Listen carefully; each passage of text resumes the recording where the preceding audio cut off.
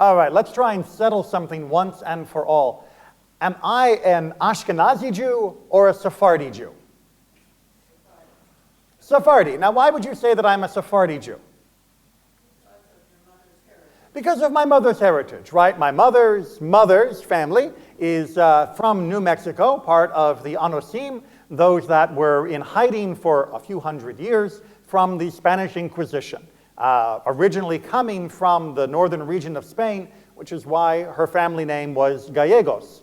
And we've got now the family tree going all the way back, 33 generations, I think she has it, all the way back to Rashi. But wait a minute. Is Rashi an Ashkenazi Jew or a Sephardi Jew? Oh, they certainly did. They certainly did. He was in the French, well, what would eventually become France. It wasn't really that called that yet. He was in the more European, less Iberian section of Europe at that time, 1,000 years ago. And 1,000 years ago, there was already many distinctions between Sephardi and Ashkenazi. But even notwithstanding the ancestry that I have, and having to try and pick whether or not I should measure my Sephardiness or my Ashkenaziness by which generation. If I go back only 10 generations, it seems more Sephardi. If I go back 30 generations, it seems more Ashkenazi. If we were able to go back 50 generations, it would seem entirely Israeli. That is to say, back into Israel itself. At what point do we draw the line? Well, this is why Judaism doesn't determine whether you are Ashkenazi or Sephardi or Mizrahi, meaning a Middle Eastern community that was not heavily influenced by the Sephardi exodus, by your ancestry. How do we actually determine whether you are Ashkenazi or Sephardi in Judaism for roughly the last 1,000+ years? By what you do. By what you do, not your menu, but who do you hold by? Do you hold by Joseph Caro from the Shulchan Aruch, the first author who is of a Sephardi extraction? Or do you hold by the Ramah, Moshe Israelis from the area that would be called Poland, which is a Ashkenazi? Do you hold by Rambam, which is a Sephardi? Or do you hold by the great decisors of the Poskim and the Tosafot in Europe that would make you Ashkenazi? More relevant to most of us, what does your congregation do? Does your congregation do things the Ashkenazi way, or do they do it the Sephardi way? Because your designation as Ashkenazi and Sephardi is not really about your blood, it's not really about your family tree, it's about your practice. And nowhere do we see that practice more than at the fracture points on Shemini Atzeret and Pesach.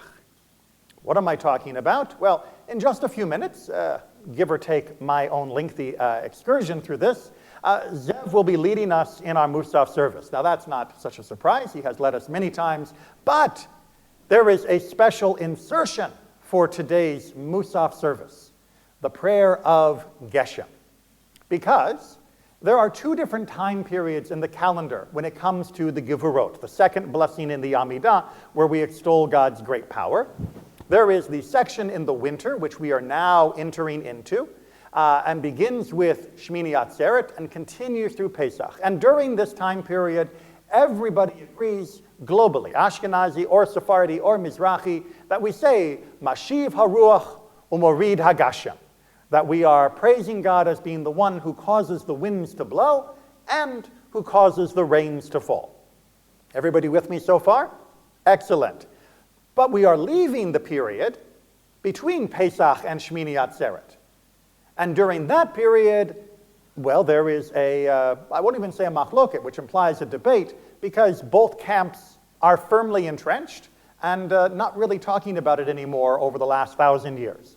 In the Sephardi communities, we would have been saying all the way from Pesach until, today, until we get to the Musaf service, Morid Hatal. Instead of saying, thank you, God, for being the one who brings the wind and the rain, we would be saying, thank you, God, for being the one who brings the dew. That's D-E-W. All right? Not just do it like Nike or anything, but dew, D-E-W. You all know what dew is, yes? We don't pay attention to it a whole lot, but it's that moisture that seems to appear on plants and things after a coolish evening and it's there in the morning and quickly seems to evaporate and disappear. It comes out of nowhere and it goes nowhere. In the Ashkenazi world, on the other hand, we don't say that. On the Ashkenazi world, we just skip where the Sephardim would say Morid Hatal, the one who brings dew, and go straight into Mechakel Chaim Beche, into our wonderful congregational singing of that part of the Amidah. Why? Why do we not say, because we are an Ashkenazi congregation, in case you were wondering, why do we not say Morid Hatal all the way between Pesach and Shemini Atzeret? Why didn't we say it during Shacharit this morning? Why didn't we say it last night in our Amidah? Why have we not been saying it during all of these months? What's the difference? Is it just dumb luck that we ended up with one group saying it and one group not? There are always reasons. Any hypotheses, even if you're not 100% sure?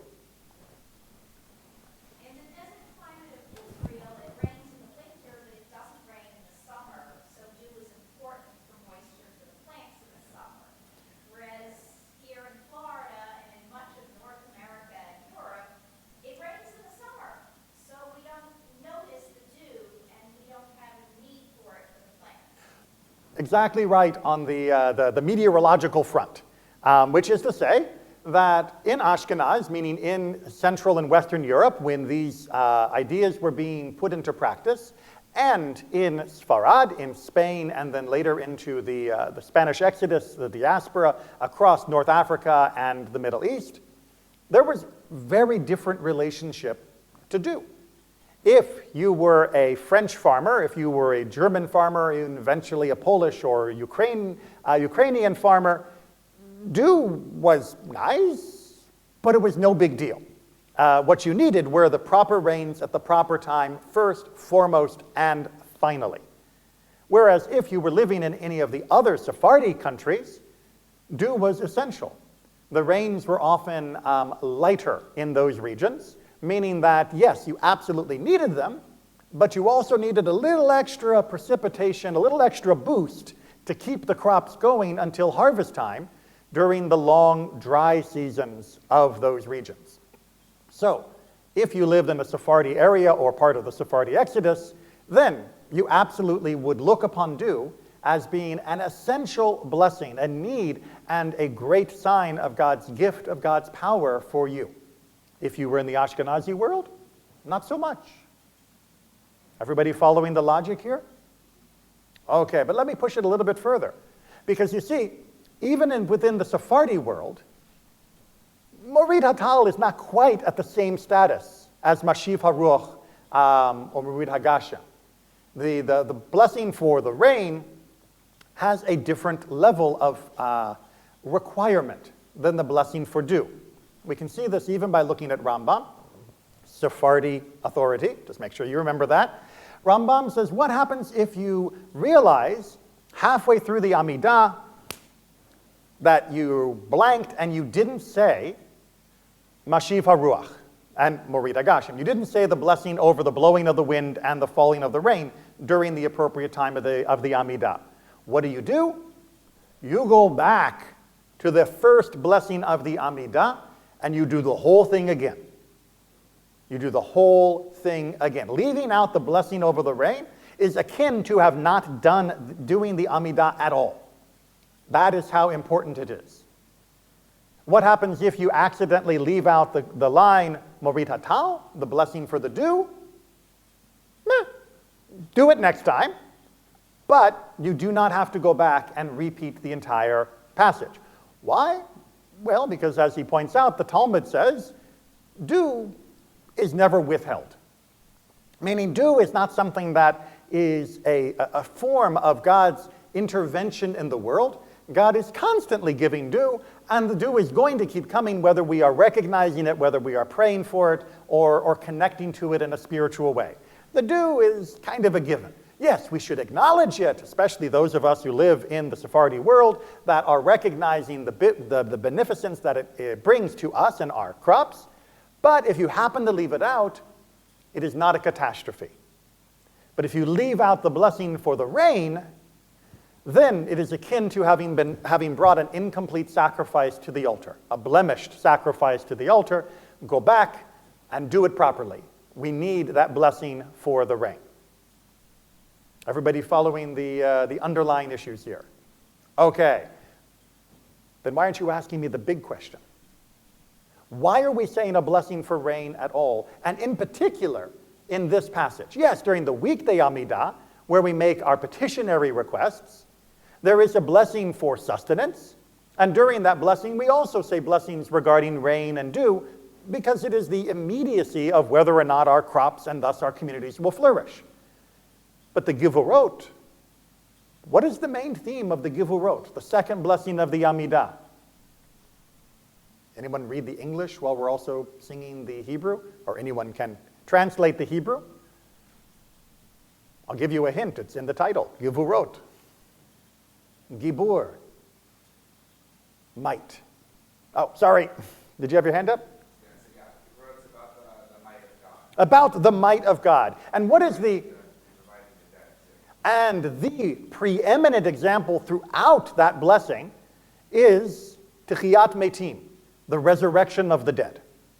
It is repeated again and again and again in various conjugational patterns that God is the one who gives life to the dead. It is held up as being the example of God's might. And yes, we also talk about God healing the sick, and we talk about God freeing the captive. And may God free any that might have been taken captive during the raids that Israel has undergone. But the preeminent theme is God brings life to the dead. You begin to see the problem? Why are we talking about rain and dew in a blessing that's talking about giving life to the dead?